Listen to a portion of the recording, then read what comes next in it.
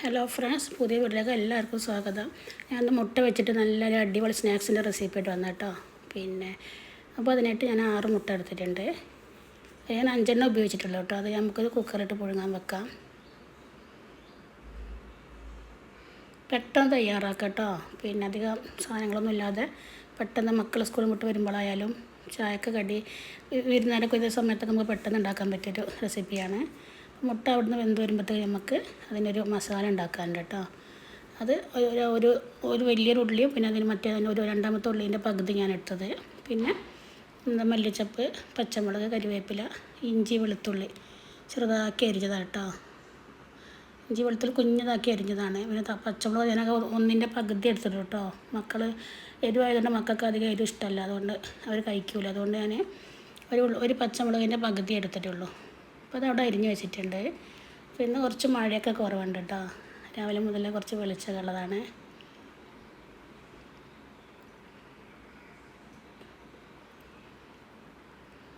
എന്നിട്ട് അവിടുന്ന് വെന്ത് വരുന്നുണ്ട് കേട്ടോ. അപ്പോൾ അതിനൊക്കെ ഞാൻ ഉള്ളിയൊക്കെ മുറിച്ച് വെച്ചില്ലേ, അപ്പോൾ അതിലൊക്കെ നമുക്കൊരു മസാല തയ്യാറാക്കണ്ടേ.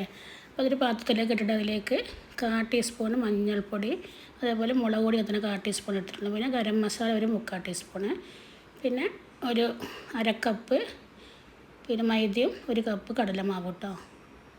പിന്നെ അതിലേക്കൊരു 2 സ്പൂൺ ഞാൻ അരിപ്പൊടി എടുത്തിട്ടുണ്ട് കേട്ടോ. സാധാ അരിപ്പൊടി, വറുത്ത അരിപ്പൊടി എടുത്തിട്ടുണ്ട്. ക്രിസ്പിയായി കിട്ടാൻ വേണ്ടി കേട്ടോ. അപ്പോൾ അതിന് മുട്ട എല്ലാം പുഴുങ്ങിയിട്ട് ഞാനിങ്ങനെ ഒരു മുട്ട 4 കഷ്ണങ്ങളാക്കി വെച്ചിട്ടുണ്ട്. അപ്പോൾ നമുക്ക് പെട്ടെന്ന് പൊരിച്ചെടുക്കാം കേട്ടോ. അപ്പോൾ ഞാൻ ഒരു കയ്യിൽ ഫോൺ വെച്ചിട്ട് അത് ചെയ്യുന്നു കേട്ടോ. അപ്പോൾ അതുകൊണ്ട് വീഡിയോക്ക് കുറച്ചൊരു ബുദ്ധിമുട്ടൊക്കെ ഉണ്ടാവും. അപ്പോൾ നമുക്ക് നന്നായിട്ട് ഈ മസാല കോട്ട് ചെയ്യണം കേട്ടോ.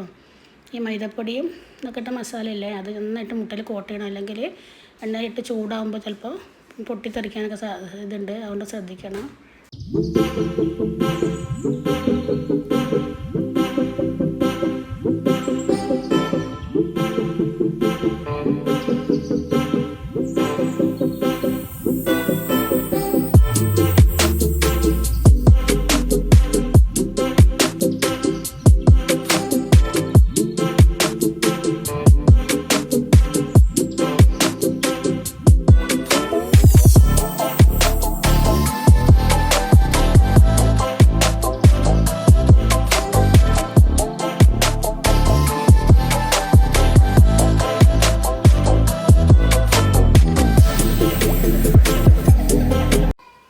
ഫ്രൈ ആക്കി എടുക്കുന്നുണ്ട് കേട്ടോ.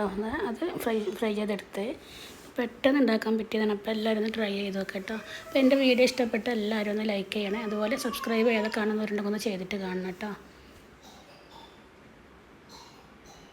അതിൽ ബാക്കി വന്ന മാവ് ഉണ്ടാവുമല്ലോ, അപ്പോൾ ഇതിൻ്റെ മാവ് മാത്രം മുട്ടയില്ലാതെ അത് ഞാൻ കുറച്ചൊന്ന് ഇട്ട് നോക്കിയതാണ് കേട്ടോ. അപ്പോൾ എല്ലാം ചെയ്തിട്ടുണ്ട്. അപ്പോൾ എല്ലാവരും ട്രൈ ചെയ്ത് നോക്കുക.